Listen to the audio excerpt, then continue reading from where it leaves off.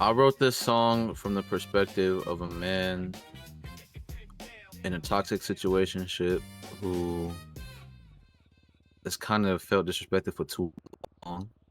And despite that, if he get a little crumb of pussy or some shit, he gonna be all right at the end of the day. Toxic situationships that revolve around sex and physical attraction. You know I get too competitive, not trying to be too repetitive, but I need that pussy like a sedative. No, I ain't trying to be negative, cause baby, I know that you... At that time of my life, I was dealing with a situation like that. Now, the song isn't exactly in relationship, this isn't my exact scenario, but it's close enough to where it hits home. And I know my fellas, they feel this shit. So do the girls, too. No, I can never stay mad at you. No, I can never stay mad at you. No, I can never stay. No, I can never stay mad at you. But why you gotta give me attitude when all I ever show is gratitude? It's like taking the higher road as the male in the relationship, the situationship. Because again, you're trying to show like shit don't really affect you, but you're getting attitude, you getting like pushed back in all fronts, and all you ever did was show gratitude and try to care for the bitch. Feel me? I guess you did what you had to do. I almost got you that attitude. So I found out we're not compatible. And I never thought I'd see that pain in your eyes, running back to me because you finally realized that I was the only one to keep it real with you, but now I don't gotta deal with you. Oh, it got so bad to the point where you thought like you really were the fucked up one. You was trying to do shit for this person, and you want to put paddock on their wrist, and you realize you're not y'all not compatible. They cut that shit off. But then later down the line, they come back trying to come back to you, and you see the pain in their eyes, like it says, because they realize you the only one that told them the fucking truth.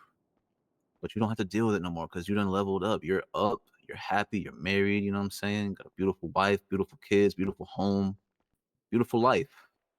But in the back of my head, I'm becoming misled by the visions from back then, with you in my bed. Was supposed to be me and you into the end. Now I'm regretting the days and the time that we spent. Now you stay on my mind, but you don't pay no rent. I thought we had forever, but our time it came and went. All right, now listen. After this person came back, tried to get back with you, and you realize you have better, you're doing better. They spark some shit, so you're having these thoughts in the back of your head, and you're becoming misled because you're having flashbacks. The sex was great. That's why the shit survived for so long, because it was toxic from jump, but the sex was actually good. I don't know. You start thinking you thought it was gonna be y'all, forever, but then you start regretting the time that you wasted with them. Unfortunately, because of these toxic feelings and emotions that were stirred back up, they're kind of on your mind now. But you do accept the fact that you guys are actually done and over with, or so you thought. I get too competitive, not trying to be too repetitive, but I need that pussy like a sedative. No, I ain't trying to be negative, cause baby, I know that you haven't sent, so loving you, girl, is imperative. The whole time you were in that situationship, you was trying to do everything right.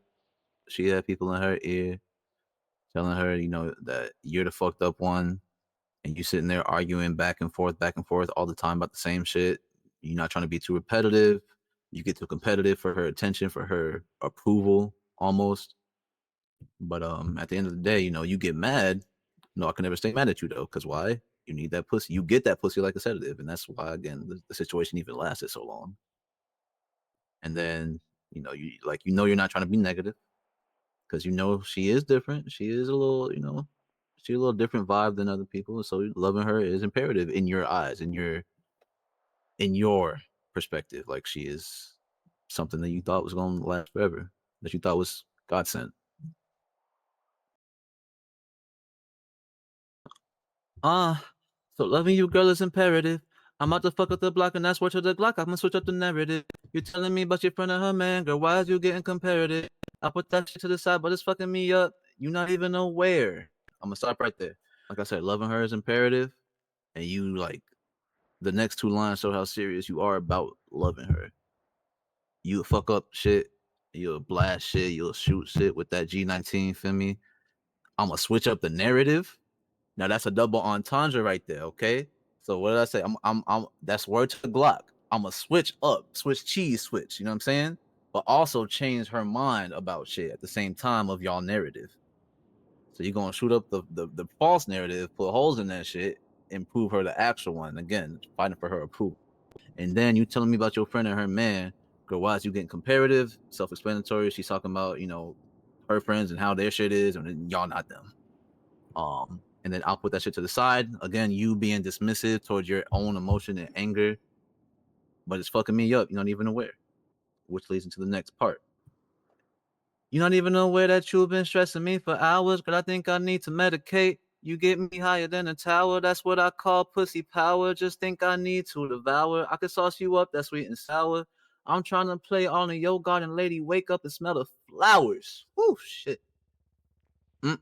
You realize at this point what the issue is, who the issue is, but also who the solution is at the same time. So that's what you're saying. You get me higher than a tower. That's what I call pussy power, because that little pussy got some power. That's your sedative. That's your medicine. And you know she's gonna solve your emotional angst with that physical. You know what I'm saying?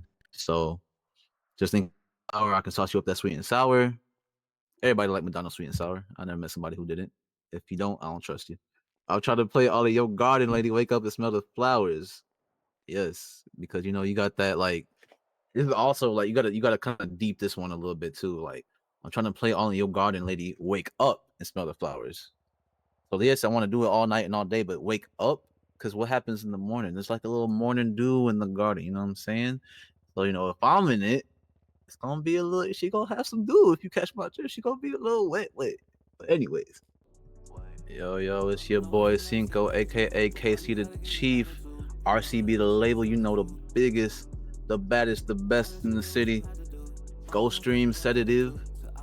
Go run that up and look out for my next release, Night Shift. Myself and V-Rain. Deuces. I lost aura because I'm stuck. Fuck. Yes, I'm it's stuck. going in the bloopers, brother. I'm stuck. Help me. Because I do pride myself on being the eater. Ain't that right, babe? Anyways. Valentina, you're killing me here.